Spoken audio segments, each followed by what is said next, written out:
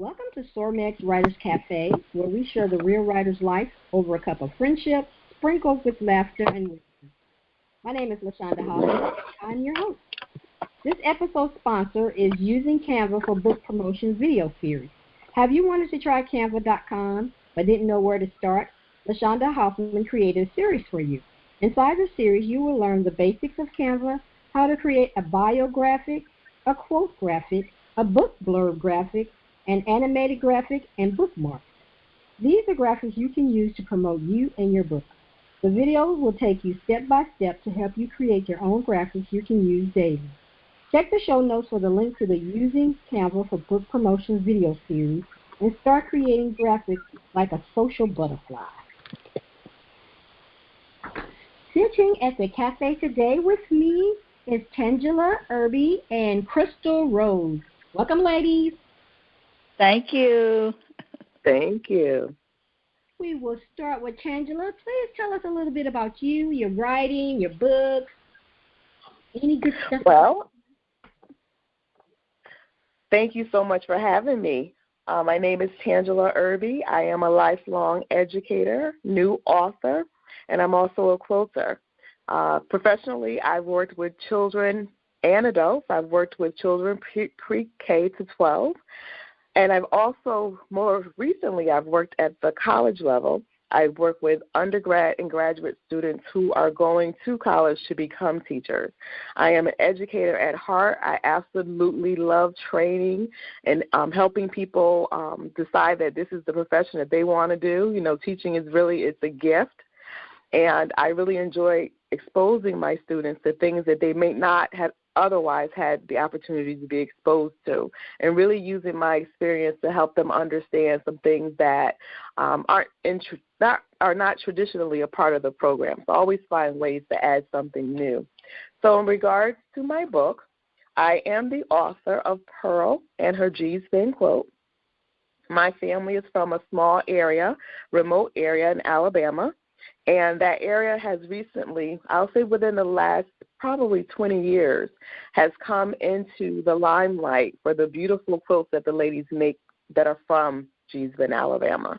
And so the quilts have traveled all over the world. The Whitney Museum, most recently there was a show that was over in London.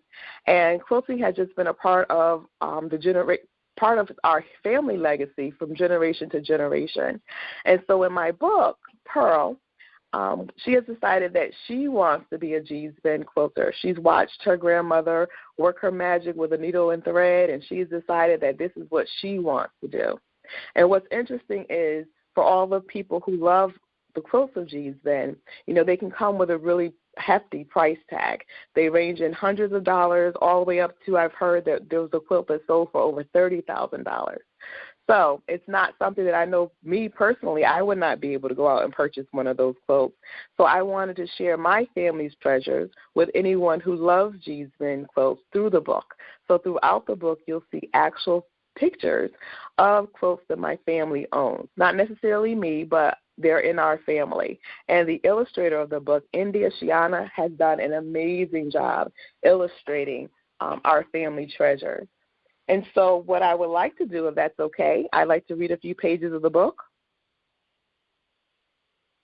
Yes, please. So, on a lazy Sunday afternoon, Pearl sat playing in the living room with her friends, Sally and Ella, as the aroma of homemade biscuits, smothered chicken, rice, collard greens from the garden, and Grandma's famous tea cakes filled the house.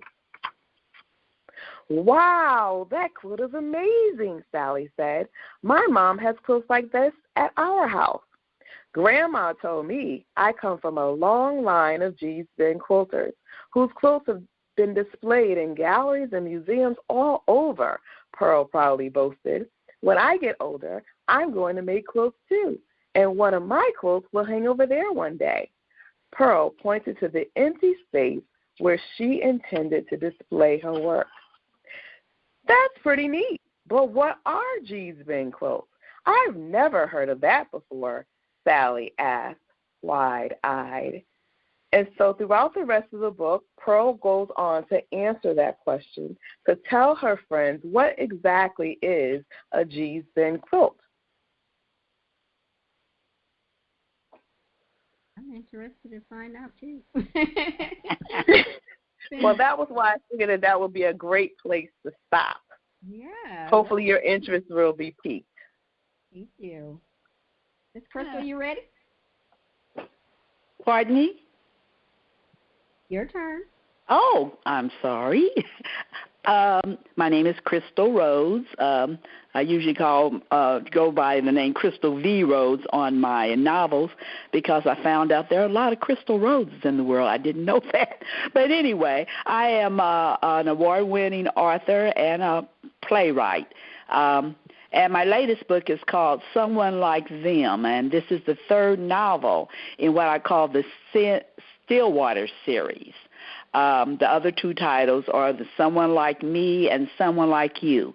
And these books are about three sisters, three down-on-the-luck sisters that extraordinary things happen to these ordinary women, and they blossom like the flowers that they are. I also write the Sin series, which is romantic suspense novels based up on the first one called Sin, which is about a woman minister who falls for a bad boy and who unfortunately and unknown to her is involved in the underworld of drugs. That was my very first book, as a matter of fact. And I also write Grandmothers Incorporated series, which is Cozy Mysteries. I co-write that with my fellow friend and author, L. Barnett Evans. And that's about three crime-fighting grandmas. So that one's sort of tongue-in-cheek. But as I said, my latest novel is called Someone Like Them. And Someone Like Them is about is a third sister in this trio in my Stillwater series. I'll read what's on the back of this book. Lady C is a superstar on her way to becoming a living legend.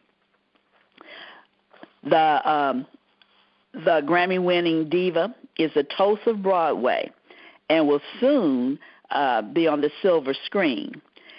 In the real world, however, Lady C is Wanda Carson, a single, middle-aged mother of three, and the legal guardian of two grandchildren by her wayward daughter.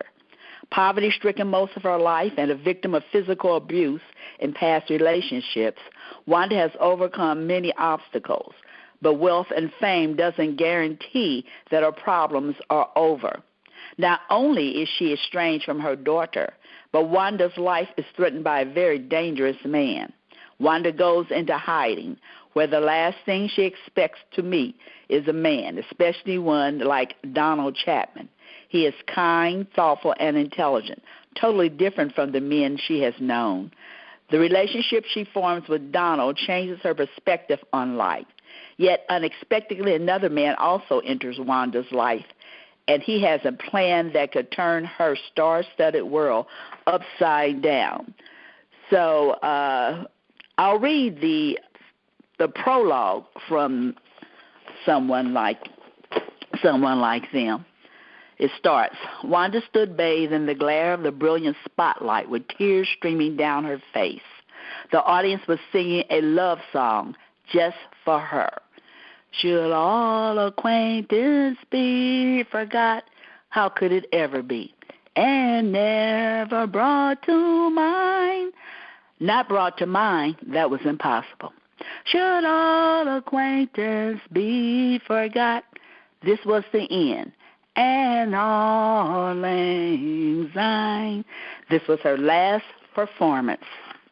For all lang syne, my friend.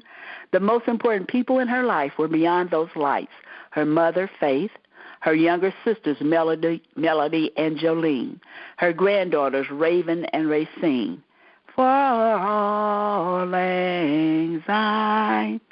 And her beloved grandmother, and her beloved godmother, Miss Emma. Yes, everyone she loved was present, except the one she loved beyond comprehension, her children. The song filling the Broadway theater morphed into a chant in celebration of Wanda Carson's extraordinary rise to stardom. Lady C, Lady C, Lady C. Standing center stage, a vision in gold, bathed in the spotlight amid a shower of flowers, Wanda accepted the adulation and deafening applause. Torrents of tears smeared her glittering makeup. No one would have guessed that they weren't tears of joy. For the past 18 months, she stood on this stage, singing her heart out. Every song that she sang was for her children. Every tear that she shed, past and present, on stage and off, was for the three of them. The curtain came down. The spotlight faded. The last performance was over. Or was it just beginning?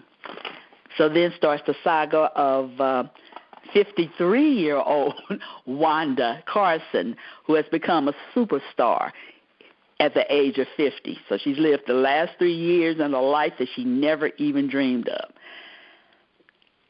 And that's the beginning. Thank you. That sounds interesting, too. Good stories, good stories. All right, so my first question to you is, how are you meeting new readers during this time of COVID? Well, for me, this is Tangela. I'll tackle that one first. For me, I've been really watching social media. A lot of publishers are doing different events and looking for people who want to be a part. And so, for example, Penn Legacy is doing an event on May 8th. And so I'm going to participate in that, doing things like talking to you, for example, and being introduced to the people, to your listeners, introducing them to the book. I think you have to be really, really creative because, a lot of people are still not comfortable venturing out. I am going to do an in-person book fair in Pennsylvania on June 4th. So little by little, I hope to be able to do more of that. But in the meantime, it's just really through social media and word of mouth. And if someone tells me that they like the book, asking them to share it with someone else. And actually calling libraries, getting libraries to add the book to their collection. Those are just some of the things that I've been doing. As for me, I must say that someone like them has not come out yet, so I'm just starting the preliminary PR on that.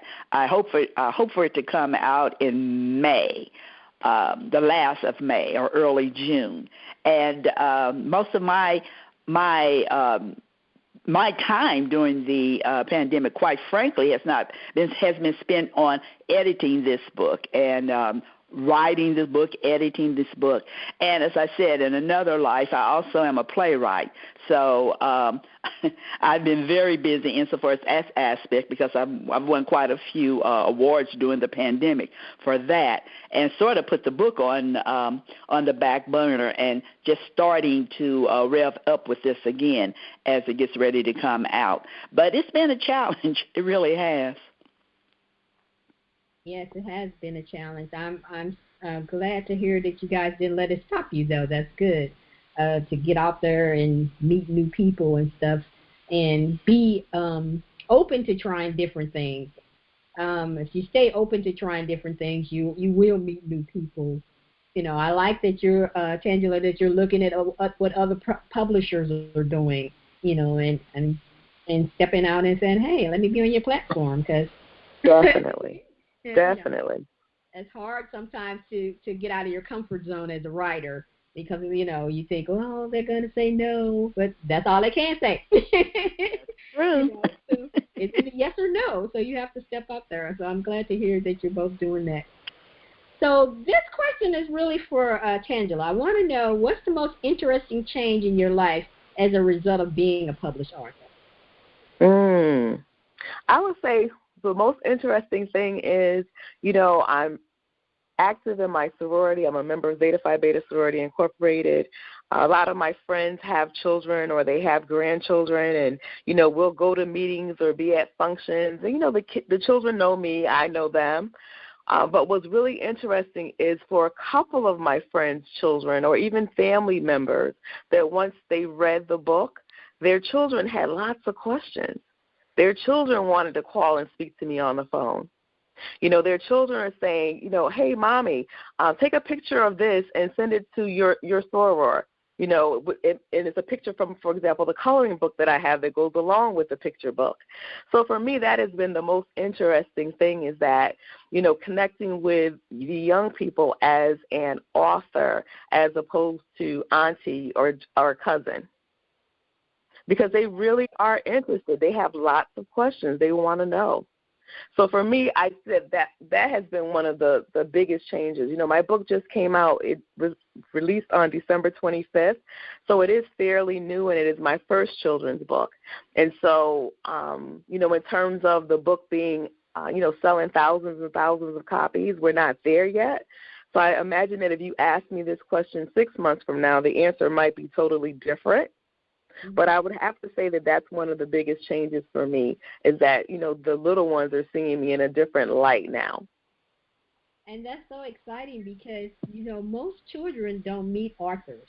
So it's a huge honor to know that you know the person that wrote this book. So I think that's fantastic that they want to talk to you and they got questions for you, and they're excited about your book. So that's really good. What about you, Crystal? What's interesting change has happened in your life? Oh my goodness, I've been doing this for so long that quite frankly, the pandemic helped me, and I'm almost feeling guilty by saying that. I've never been more creative in my life. I finished this book, Someone Like Them. I co-wrote another book with my writing partner. I finished editing 2 other books, and then I wrote 2 plays. This is all in 1 year. I've never been this creative. I usually am creative, but it was like creative crack, I called it. I looked around and I thought, what the heck is going on? I just couldn't stop writing. And now I'm getting into historical fiction. And I'm writing another book on historical fiction. I'm getting ready to travel out of town this weekend to do some research. So while the pandemic has been challenging insofar as PR creatively, whoa, I just can't stop. It seems it's like I have to do all of this before I get out and don't have the time anymore. And I think that's what was it. So that's the biggest change that has happened in 1 year.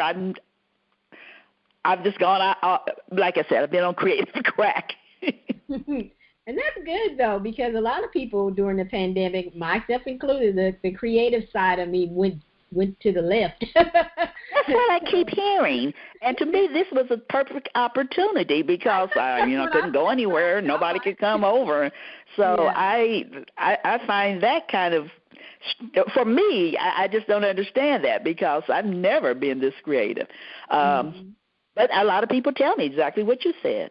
Yeah. Well, I guess your mind was calm enough to let the muse come on in. I guess it was. I have no explanation. I really don't. I've never been this creative before. That year was horrible. I just could not concentrate on my characters. I did a lot of nonfiction. I made a lot of money doing nonfiction stuff. I will say that. But the creative, the writing, the fiction part, my goal was I was supposed to complete 2 books last year. I was like, 2020 is my year to finish my books, and then 2021 I'm going to be promoting them, and no. So, it was a really hard year, so I'm glad to hear that you got some productivity out of it. Yes, I was. Like I said, I almost feel guilty when I talk about it. Don't feel guilty. I said almost. Sanity, we all had to cope in our own ways on that. I had another question I was going to ask you. Oh, here you go. What are 3 things you wish you'd known before you reach where you are now? Ooh, I know. Let's start with Crystal because I know she got 3 things I wish I had known. The first is my absolute value. Mm-hmm. I really did not appreciate my absolute value. I was tentative insofar as I felt I was talented. I've been doing this a long time. I've been writing since I was a child, and everything I've written has been pretty successful. And so far, success from my definition, I'm fine with it. The second thing, I can't think of. This has to do with being a playwright, not books. But I didn't charge enough from my plays. I learned that quickly, and so that's been remedied. And number 3. I do very well alone. And this pandemic really has taught me that. I raised my kid. I talk to family members on Zoom and stuff, but I learned that. I do quite well alone and kind of like it. That's good, because a lot of people realize they didn't. Yeah, I know. Like being alone, so that's good. I mean, that's what helped me with my creativity, because I had the time. Yeah, you had the quietness too. I had the quietness, and anybody I wanted to see, I just do a Zoom thing, and okay. And I really, like I said, I almost feel guilty, but I really enjoyed this year of solitude. That's good. That's really good. I didn't get to teach like that, but I envy you. Just a little quietness every now and then. What was I going to say? I like that you, like you said, that getting paid more for your plays. I think as creators, we don't think about the money. We're just so excited. People are excited about our stuff, and then we look back and go, man, I should have charged more. Yep, well, you learn the hard way sometimes. You do. What about you, Tangela? Oh, wow. You really came out strong with this one. Name 3 things. So the first thing that I think, I think back to, I think it was Steve Harvey who wrote that book, and I never read the book, but the concept about jump. Like, you always wait for the right time to do things that you always wanted to do. And if you never just go ahead and put yourself out there. So I think that one thing that I wish I had known sooner was that, you have all these thoughts in your mind about things that you want to do. Just do it. So that would be one thing that I wish I had done sooner. The other thing, and Crystal, when you mentioned it, I was just shaking my head. I wish you could have seen me. But the whole thing about alone time is okay. A lot of people, are you sure you're okay? You want me to come over? No, I'm okay. You sit there, let's social distance. Yes, social distance. To be quite honest with you, when we come out of this on the other side, I'm thinking, what other reason might I have, right, to social distance a little bit from time to time? I guess something that I should have known or wish I had known sooner was social distancing for some part. If you think about it, a piece of that is self-care. Exactly. We were forced to do some self-care, whether that meant, you didn't have someone right there with you every hour on the hour. You just had to do some things figured out on your own. But to me, it's been a piece of self-care for me. Yeah, very well put. And then the other thing that, and this is going to sound crazy, but if you think about, again, being in isolation and the whole thing with COVID, and so you weren't running to the store every 10 minutes to go to the store because whether it was food, whether it was a new pair of shoes or a new dress, I don't know about anybody else, but in the very beginning, I probably went to the grocery store maybe once every 4 or 5 weeks. I just got what I needed when I was there, so I didn't have to go, so often. So I wish I had known sooner that you don't need all that. You don't need all that. It doesn't take all that. Granted, I don't know. As I look at closets and I'm looking at things right now, I'm thinking I could probably get rid of some of this stuff, but, I may have to put on real clothes one day and go somewhere 5 days a week. So I have to keep myself from getting rid of everything because, I might need it again one day. Oh, those were good tips, though. I love that last one. Yeah, that last one was it because I just had a conversation with my husband and I was talking about you. One of the things that this has taught me is that we don't need a lot of stuff. We get stuff from Amazon all week long, but just being greedy. But they were asking me about Mother's Day. I was like, what do you want for Mother's Day? And I said, I really don't need anything. I have everything that I need. I have a roof over my head. I have my family with me. We're healthy. I don't need anything. It's like I can't ask for jewelry where I'm going with it. I don't need a new clothes where I'm going. So exactly. It forces you to go ahead. I was going to say it forces you to appreciate the little things, and I don't mean to. So for me, it's the connection going back to the book because, back then they didn't have a lot. So they had to use their old clothes. They had to use flour sacks, whatever they had to make those coats to keep those kids warm. That's what they had to use. Mm-hmm. And so I think we had gotten so far away from that we would just have things to have things. Yeah, and that's what it's all about. And you realize that's all it is, the things. You can't take them with you. Nope. That's true. You cannot. And may I say something? I know the quilts that you're talking about. I remember seeing that when they were on tour. Beautiful. Mm-hmm. They were where I live in my city, and it was a big thing. I mean, people were flocking to go see them. They're just gorgeous. So I'm so happy that you're writing about that. Yes. It was Robin Robbins did something on Good Morning America back in February, and then Alexander Blaine also did a piece on them for the Today Show.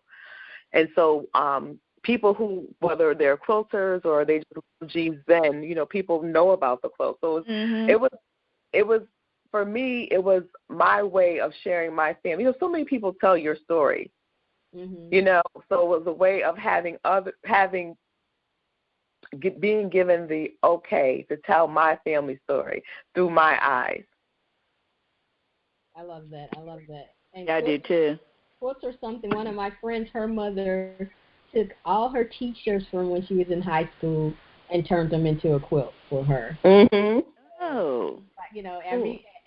She had kept those T-shirts forever, and so her mom's like, I know you're not gonna throw them away, so let me do something with them. That's nice. Each T-shirt represents something different. And then I saw her mother did her books. She took the titles of her books and embroidered them into. Oh, beautiful. Her. And I was like, oh, that is so gorgeous. It was, it was like, this is the best gift from my mom. But quilts are, some of them do tell stories. And I had someone, one of the things about when Black History, they used the quilts to let you know where safe houses were and things like that. And I had someone say, yes, that's a lie. They made that up. That's not true. And I'm like, that's true. There's a lot of people that don't believe the Underground Railroad was for real, that they just made it up. Exactly. And so I'm true.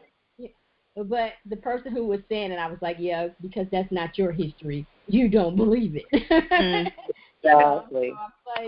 So I'm like, well, it's amazing, like you said, that you're telling your story, and I'm glad that you're telling your story because we have been told our story for so many years that the stories don't get passed down anymore because they think it doesn't matter. And I always think about Roots and how his family told that story all the way down to him when he was a little kid, and he remembers. Alex Haley remembers that from his his grandmother telling him the different stories, and how he took that and ran with it. Decided he wanted to find more about his history. And we are taught not to know our history. So I'm glad that you are sharing a part of your history with other kids, and then they will want to know, how come I can't find some of these quilts? Because you don't see too many people with quilts anymore. No, and the other thing, as I read the story to children in schools across the country, the other thing that's very, very interesting is that they are asking questions. So their family story may not be a quilt story, but every family has a story. I remember a little one said to me after I finished reading that I'm going to go home and I'm going to ask my parents what we're known for. Great. Yes, and for that to come up, and I didn't make the statement. I wait and try to see if they'll ask those questions, and I never said that until he said what he said, and I told him that's exactly why this book exists. Go home and find out about your history. Excellent. And it's I'm a history person. What was it? Easter we went to my aunt's home, and she had an obituary of my grandfather's last sister. She died. She was 89. And the obituary, and they in the obituary, you do the I used to make an obituary, so I'm kind of fascinated by them. And the listing of his family. And my grandfather died when I was 2, and my grandmother, his wife died when my mom was 9, so I never got to meet her. So they had his history on the obituary, and my mom never had that information. So it was like, oh my, getting to meet who his mother was, who his sisters was, who his brothers were. Oh, cool! I was just freaking out because nobody had that information. My mother, when their dad died, he didn't give them any. He didn't have none of that stuff, and he didn't talk about his family. And so I found out that my great grandmother's name was Elizabeth, and I was like, oh my God, her name was Elizabeth. Oh, wow! So it was just so amazing to me. So even grown folks get excited about history of their family because you don't know, who that person is. My mother's side, they didn't talk about their family. When her mother died, they just didn't talk about her.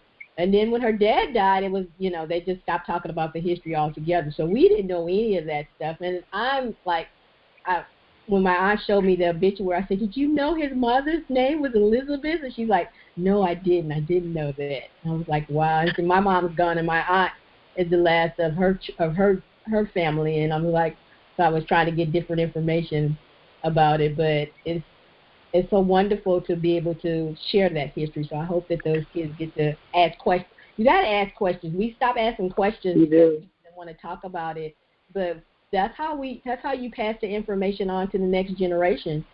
Exactly. I know that's one of the reasons I'm turning to historical fiction. Writing that, I kind of stumbled upon some things. My aunt was a librarian, and I mean, I did the whole genealogy. I mean, she left everything for when she died. She left everything to me, and then all of the family history was there. And I went on and did some what am I trying to say? Yes, thank you. And that led me to come up with some stories, which in turn has led me to now be interested in writing historical fiction. So I'm a history buff also. Me too. I do write historicals, but it's kind of neat to meet some of your people. I think that's why I like the show on PBS when Mr. Professor Gates is on there. Talking about the different things. I love that because those people get a chance to find out what happened with their history. When we're so silent about what happens with our history, we don't know. We repeat history because we don't know. Exactly. I think it's amazing that you mentioned the whole thing about obituaries, because I lost my mom 5 years ago, and she always kept obituaries. And so when I look at some of the old ones, like from my grandparents who passed away in the 80s, and it's like, where else is this information in the family but in this obituary? Yeah, you could go somewhere, you can look up the records, right? Yeah, I don't keep obituaries, but my sister does, and I found out that my aunt does. I did obituaries for like 4 years with my mom. That was one of our little side hustles. We did obituaries. So I always say that the obituary is the last gift that you give to the family, and sometimes it's the history lesson, because you're sitting down trying to explain to people who's who and who's what, and it gets really complicated when people get remarried. Or didn't get married, and then it really gets complicated. But with my aunt, it was like she had like a 6-page obituary, so she had a whole bunch of information in there. And I was like, I'm taking pictures of it and stuff. And I was telling because my sister, she's like, you were deep into that obituary. I said she had all the history that we didn't know anything about. My grandfather's side, he was from. They never talked about him, so we didn't know anything about him, other than the little bit I knew from my mom, So it was kind of interesting to meet that, to find out information about that. Mhm. What was the question I wanted to ask you? So what about writing do you wish other non-writers would understand? For me, the joy of it, I love it. I absolutely love it. I've loved it since I was a child. I like the mystery of it also, because the difference between an and a but can change an entire sentence, an entire concept, an entire meaning. I just find that fascinating. I just saw a post the other day where somebody was saying if they put a comma in here, it would come something about crack crabs or something like that, and they didn't put a comma in there. So it's like, come on here and get some crack and crabs. So that was like, they needed to take that and out of there. Sound like we come to get you some crack and some crabs. Well, that fascinates me, and just that simple, like you said, that simple comma can make a difference. Come get some crack crabs is what they were saying. And they said, come and get some cracks and crabs. And they were like, oh no, that doesn't sound right at all. No. So yeah, it's a fascinating, but words are fascinating to me too. So I yes, exactly. What about you, Tangela? I wish that people would understand that it's not as complicated as they make it. Everyone has something to say. Mm-hmm. So, for example, if you don't like to physically write, hit the record button and tell your story. You don't have to physically write it, for people who are quote-unquote non-writers. But you still have something to say. You have a story. Mm-hmm. So that's what I would say. I met a young lady who told me she wrote her book on her phone. That fascinated me because I was like, on your phone? I've heard that before. Somebody else has told me that. On the phone, I am old school, so I like to write on a notebook. And a couple of years ago, I started using Evernote. Mhm. And so whenever an idea would come to me in the middle of the night, because sometimes you can't find a pencil or the pen, or maybe you still half asleep. And so I started using Evernote, and I would put my little notes and stuff in there. And so one year I did the Nano, and I said, I'm going to write this book on this phone. I want to see if I could do that. And I wrote a book on the phone. All right. I used Evernote does dictation. Uh-huh. So you can talk into the phone, and it'll type up what you're saying. And, exactly. And so, and a lot of people, I tell people that all the time. If you don't feel comfortable typing it, or you don't feel comfortable writing it, break out the transcriber. You'd be surprised what you can. Hit the record button. It's as simple as that. Exactly. I just told somebody that she was saying that she didn't know how to write her blurb. And so I said, well, tell us what your book is about. So she told us what her book is about. I said, now I want you to get out your Word doc, hit the record, and say it again, and just let's type it up. I said, and then you can go in there and fix it up the way you want it. She said, well, I never thought about doing it that way. I said, I know we make it so hard for ourselves. I said, but sometimes you can say what your story is about in your head, but you can't put it down on paper. So, just say it out loud, and then you'll see what you get. And she was like, okay, I'm going to try that. But what she said, I told her, I said, what you said was really interesting. I want to read it, so that worked.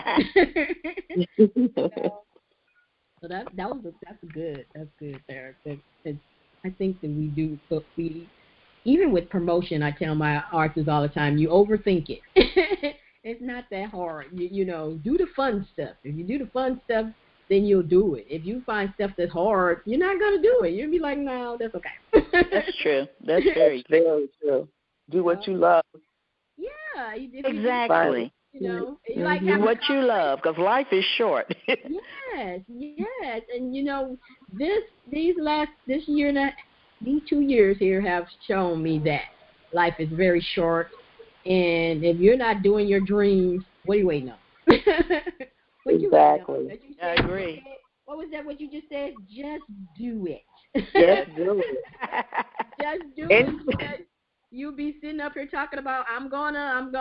I did I'm gonna for 20 years. Now I'm like, what are you waiting on? Get the stuff. Exactly. You know, anything you want to learn to do right now, there is somebody on Facebook.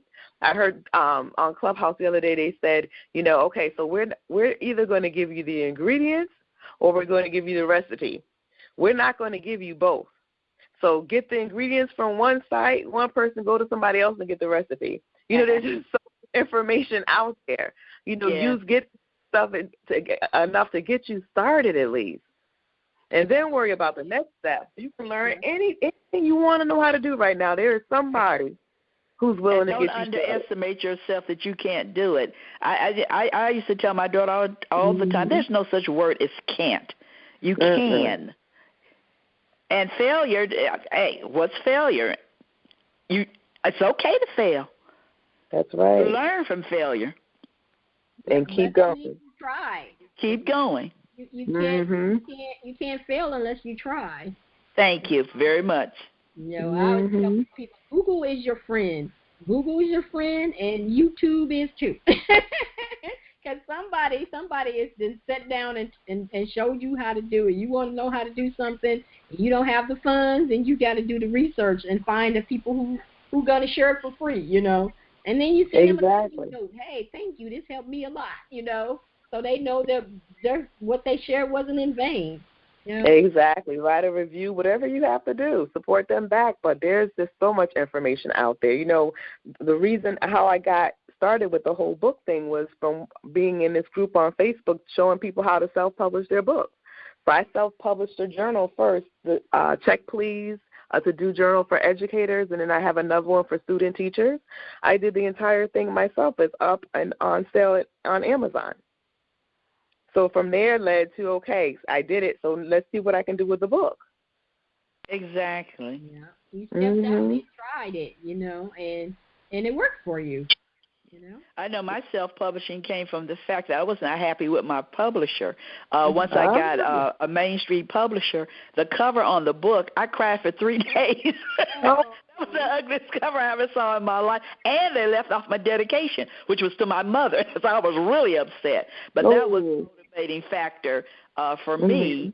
Like you, I just went on and found out the information because I thought, well, whoever put this book out, whoever printed, whatever, they weren't born learning how to do this. I'm going to learn how to do this. So like you, I got that information. And much happier by it, quite frankly. Much happier.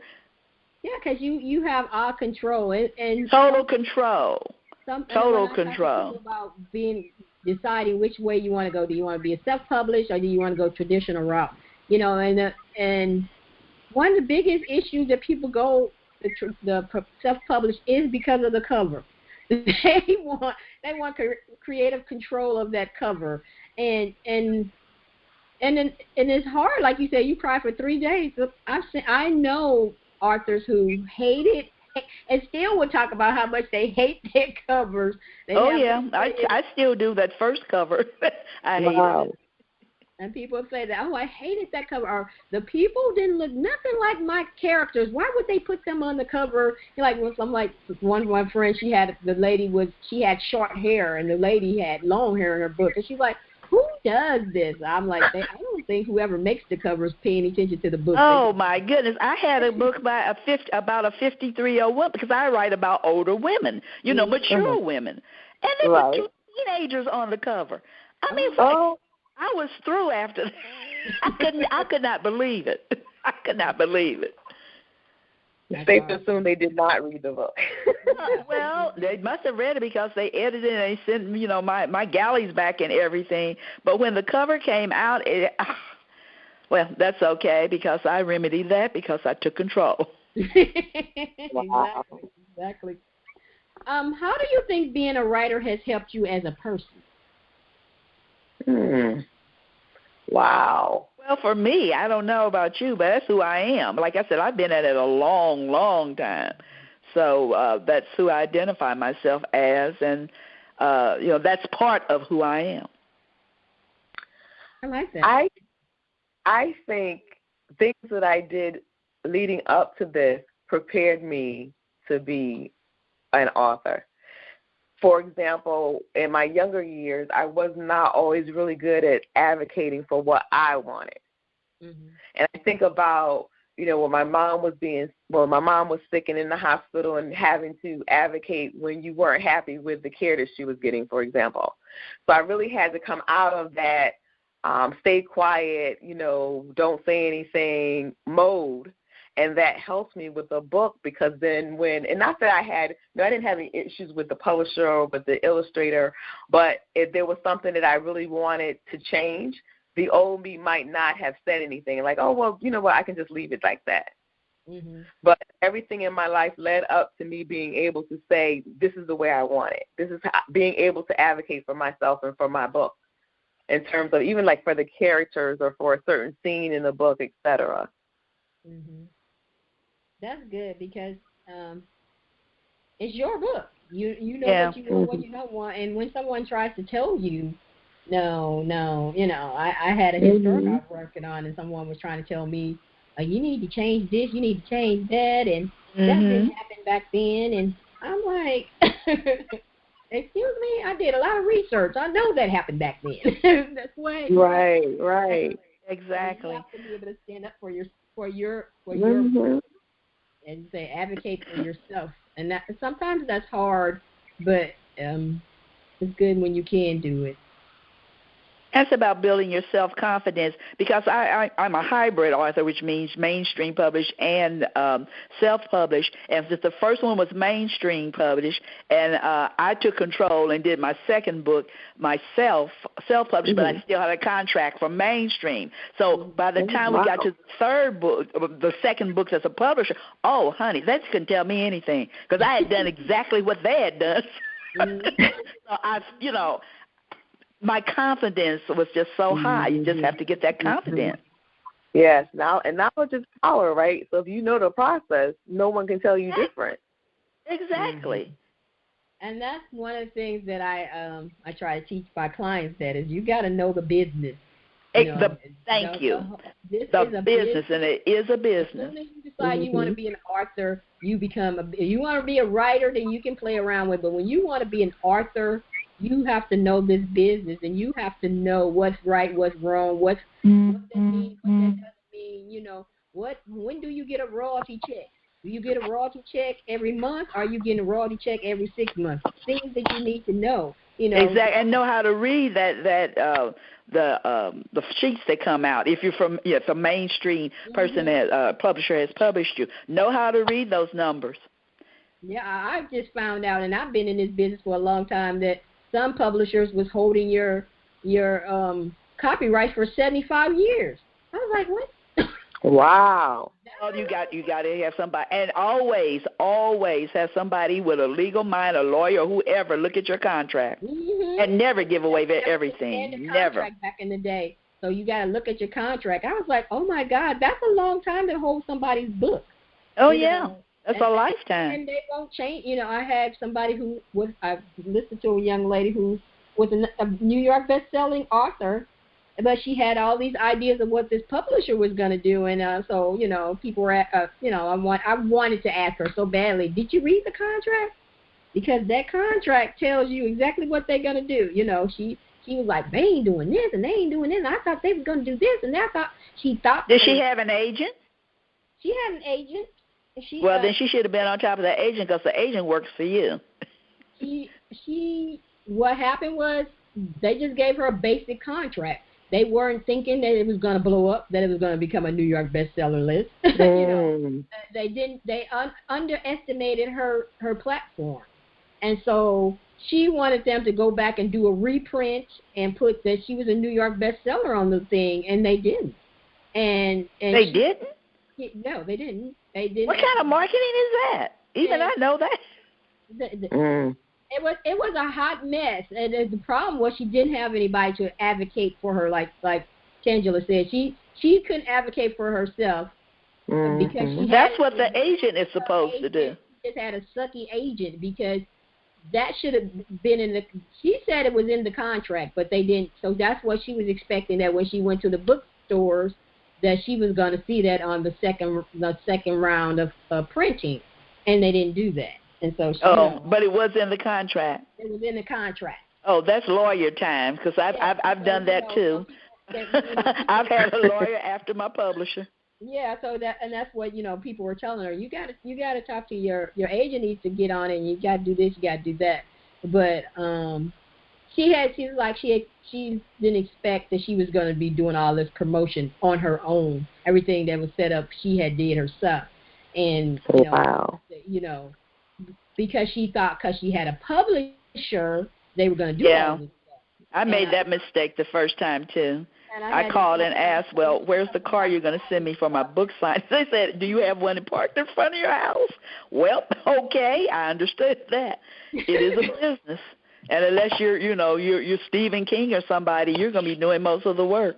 Yeah, you do a lot of the work, and she didn't understand at all. So I had taken that video and I had broke it down for my clients, and I was showing them. I said, these are things that you have to find out before the book comes out.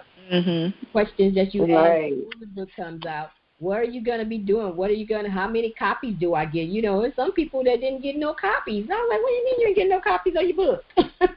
Oh, my goodness. That wasn't in their contract because they didn't know they were supposed to ask for that. Yeah. And that's part of the learning the business. I had somebody I know, she got books and her friend didn't get books. And she didn't tell her friend.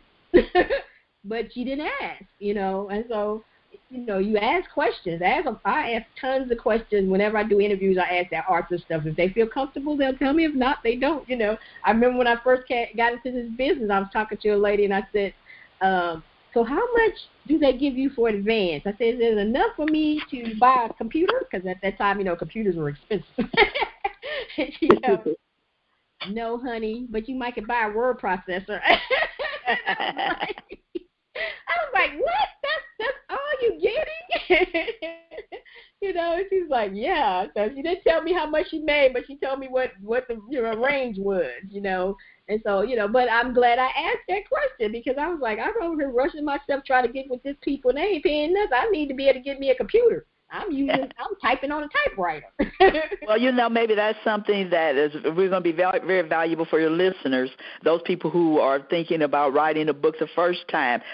That one thing, know the business, because that's very valuable. I mean, I fought my publisher for 10 years. It cost me, too.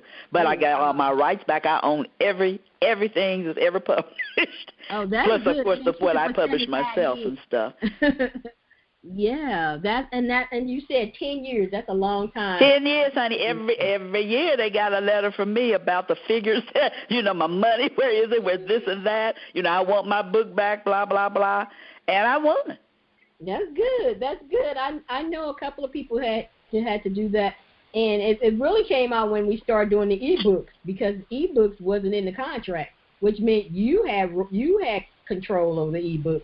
The publishers was trying to say, no, we got control. And when they went to the lawyers was like, it ain't in the contract, so that goes back to the writer. And so that's how the ebook blew up so much because the writers had copies of the ebooks was theirs. The publishers didn't have that, and so the publishers, they fought it for a long time because they didn't want to. They knew that they was going to change the market. If you don't got to print out a book, that takes the market to a whole nother level. Exactly. It did. So those are valuable things that young writers, young authors need to know. Yeah. Because you get excited and stuff about, my book is going to come out, etc. Know the business. And the other right that people don't think about, the movie rights. Exactly. I was getting ready to mention that. Yep, I was with somebody and I told him, I was like, well, what about the movie rights? Oh, LaShaunda, you ain't got to think about the movie rights. Yes, I do, because that's my every right needs to be negotiated. I wanted the audio rights and I wanted the movie rights because that's another some money right there. Movie rights. Exactly. Rights. Exactly, all of it. The other is, what is it? Translation rights. People don't foreign rights. Yeah, the foreign rights. You want to have those rights because that's some new. I had a friend that just posted the other day. Her book is in Italian, French, and German. Oh wow! So that's a whole another. Another market. Yeah, so you have to know all that stuff before you sit down and say, yes, here you go, let me sign it. And Well, then like I said, if you can get somebody who has a lawyer will be good, but everybody can't afford a lawyer, but somebody with a legal mind that can read that and break those things down to you. Well, if you have an agent, they're supposed to be able to do it, but obviously, from what you're saying, some agents aren't that good. That didn't help. Well, some agents don't know, they just work with and they shouldn't be in the business. And so you need to, that's another thing that you need to know. Do what they handle? Who was their last client? Was you your first client? Because, How many books did they sell? Yeah, just because, and sometimes you might get the wrong. I think that lady got a Hollywood agent versus a literary agent, and those are two different people, two different types of things. Yeah, they are. That Hollywood person is looking at something totally different than a literary agent would be looking at. And after all my time in the business, and I've been writing books at least 20 years, I found out there's a play agent. I didn't even know that, and I've been writing plays as long as I've been writing books. And I got a play agent, and that's a whole nother thing because they can sell your stuff. They can sell your books. They can sell your plays. I mean, there's a lot of little minute things that people need to know where they can make money from their books, from their talent, rather. Well, you can get a talent agent. You can get the play agent. You can get an agent if you just want to be booked on TV stuff. There's an agent for everything. I was like, it is an agent for everything. I didn't know that news reporters, they have agents too. So yeah, I've read that. But I just read also that there is no school for agents. Anybody can say they're an agent. Anybody can be an agent. You just got to. So you really have to be careful. Yeah, so that's why I said you have to make sure that you're doing your research to make sure that if you're their first person, then you both of y'all need to be doing y'all research so you make sure you get everything that you're supposed to get. And a lot of people they so excited. You see that with the music industry, so excited to sign that they sign their whole life over and don't realize after the fact when they keep saying, well, you only get this $2 royalty check. What? And it happens over and over again. It's still happening now in this time, 2021. Exactly. You still hear people saying that they signed their life over and they didn't realize it. And it happens with books too, as you see. It still does because we're just so excited to get that advance, and that advance will suck you dry. Well, ladies, we are coming to the end. This has been great. We've had some good stuff. Yes, it's been interesting. I've learned a lot. Yes. I love when I can talk about different things. So, good. Show the writer's life side. So that's good. So can you please tell our listeners how they can contact you online? Well, my website is www.gsbeenmade.com. I'm also G's Been Made on Instagram and Facebook. And you can contact me at my website, www.crystalrhodes.com. All right. Thank you. I hope what I shared today was helpful for you. I want to thank our sponsor, Using Canva for Book Promotion Video Series. Check the show notes for the link to purchase. I want to thank you, our listeners, for taking time to listen to the podcast. I have my 3 questions for you. Did you enjoy this episode? Subscribe to the platform you're listening to so you don't miss an episode. Number 2, what did you think of the episode? Tell us by writing a review on the platform you're listening to or send to onesormag@gmail.com.